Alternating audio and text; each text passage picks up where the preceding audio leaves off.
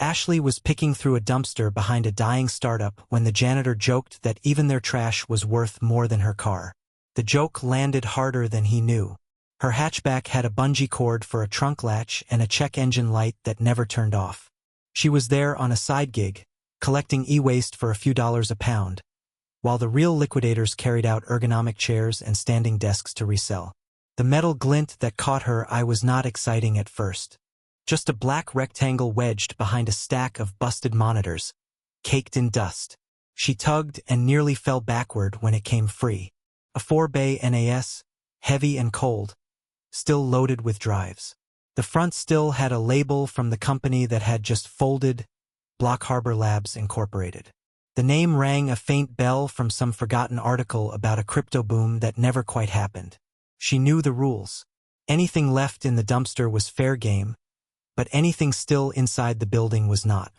This unit had clearly been tossed, though its power cable cut. The janitor snorted when he saw her cradling it. "Everyone else is stripping copper and you drag home a brick," he said, walking away. Mini win, she thought. A NAS like that refurbished could pay for gas all month. Then she slid one drive tray out, wiped the label with her sleeve, and read cold_backup Sir 2017, while a shiver ran through her, and a suited man from the auction stepped into the alley. The auction rep eyed the NAS in her arms and asked if she had paperwork for it. Ashley felt her throat tighten. She explained she contracted with the building manager for e-waste pickup on anything already discarded. The man checked his clipboard, annoyed, then finally waved a hand. "If it was in the dumpster, knock yourself out. Just do not block the loading dock." First spike of relief, then the reality that this thing weighed as much as a toddler made of lead. Getting it into the hatchback was its own battle. The bumper dug into her thighs. One slip, the thing nearly crushed her toes. A passing mover laughed that she was going to throw out her back for junk. By the time she slammed the trunk shut with her hip, her arms shook from effort and her shirt clung with sweat. Traffic back to her apartment in Aurora crawled. Every time she braked, the NAS thumped against a box of power supplies, and she imagined the drives carving lines through whatever secrets they still held. Her mind ran ahead of her. Maybe it was empty. Maybe everything had been wiped clean for compliance. Maybe there was incriminating data she had no right to see. In the cramped parking lot, she backed in crooked, hauled the NAS out, and lugged it up the concrete stairs, step by step, fingers burning. A neighbor poked his head out, saw the gear, and joked that she was building a time machine. She managed to smile, fumbled her keys, and finally nudged open the door to her one bedroom. The NAS thudding on the coffee table as the old TV showed a news crawl about Bitcoin hitting a new all-time high. Ashley cleared space on the table, unstacked bowls and mail, and ran her hand over the metal case. Dust came away in gray streaks. The plastic front clicked open with a stiff resistance. She pulled out each drive tray one at a time, feeling the weight, reading the labels written in thin black marker. Hot_wallet_node. Node_backup_Q3. Cold_backup_2017 again. Her pulse climbed. She did not trust plugging the whole NAS into power. Instead, she fetched her USB dock, the same one she used to salvage family photos from dead machines. She picked the least important sounding drive, slid it out of its tray, brushed grit from the SATA connector, and clicked it into the dock. The plastic felt slightly greasy from too many hands. She pressed the power button. The dock light came on. The old desktop she used for work hummed awake. For a moment, nothing happened. Then the operating system chimed and a new drive appeared. Inside were folders with names that sounded like a mix of corporate jargon and hacker forum slang. Under_finance, she found exports from a wallet server, CSV files full of transaction hashes and addresses. Under vault, she found encrypted keystore files and something that made her sit up straighter, a text file named seed_phrases. She opened it expecting nonsense, maybe dummy data.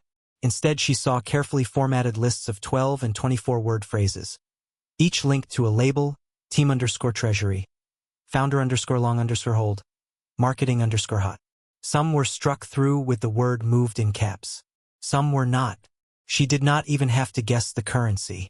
Transaction logs referenced BTC, SAT amounts, confirmation counts. Her stomach flipped when she copied one address into a blockchain explorer and saw a balance that still sat there untouched. Years old, like a forgotten wallet in the back of a drawer. Reality pushed in fast. Ashley leaned back and stared at the screen, feeling the cheap office chair creak. She knew just enough about Bitcoin to be scared. These were not lottery tickets found in a dresser. They were corporate assets from a company that had gone under. Somewhere there had to be owners, creditors, maybe a bankruptcy trustee. She closed the Explorer tab and unplugged the dock, half expecting sirens even though nobody knew what she had seen. She spent that evening reading, phone in hand, scrolling through old news about Block Harbor. The company had flared hot during the 2017 boom, raised a big seed round in San Francisco, then burned out in the following crash. One article mentioned a messy shutdown, lawsuits that never went anywhere, investors who wrote the loss off. Another mentioned that the founder had died 2 years later in a small plane crash off the Florida coast. No clear successor, no clean finale. Her first impulse was simple: turn everything over to someone official and walk away.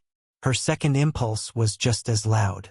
If nobody even remembered this money, if the drives had been tossed with broken keyboards and old routers, was it wrong to recover it, pay the taxes, and put it to work?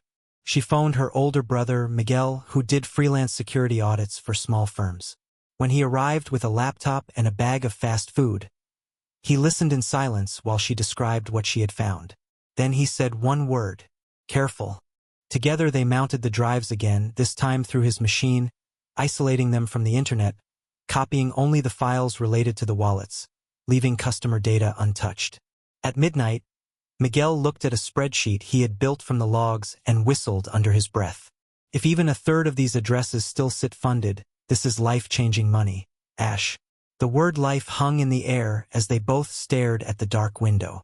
The next move was a lawyer, not a keyboard. Miguel insisted.